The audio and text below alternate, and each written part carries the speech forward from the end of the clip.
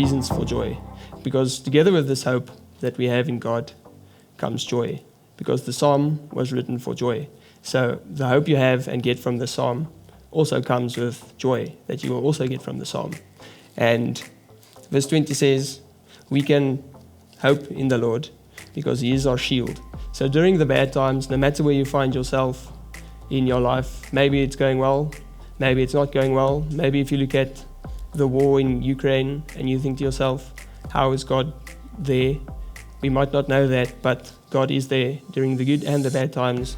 He is in control because He is a consistent God. So we might not know why anything is happening or why there is war, why there is famine, but God is in control and He can help us through those bad times and also in the good times. And then verse 21 says, we can trust in God and His holy name, and because He is holy, we can trust in Him, and that also brings joy. When we trust in God, we have no choice but to rejoice. Our hearts cannot do anything else but rejoice in God, because we can trust in Him and because He is holy.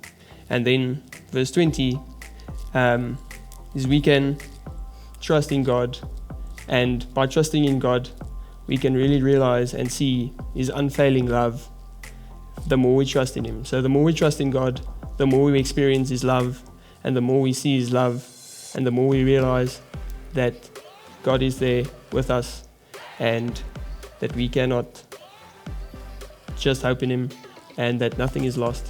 God is with us in the good and the bad times. And then I will go back to verse 12 to say, blessed are those who trust God, or praise God, because the hope we find in this verse and is hope, but with that hope comes joy. If we have that hope, we have no choice but to rejoice in God and rejoice in the things He gives us. The more we hope in Him, the more we will rejoice. So the hope and the joy for me is one in the same thing. You cannot have one and not have the other. You cannot just have the joy but no hope, but you can also not just have hope and no joy. It is one in the same, and it's exactly the same thing.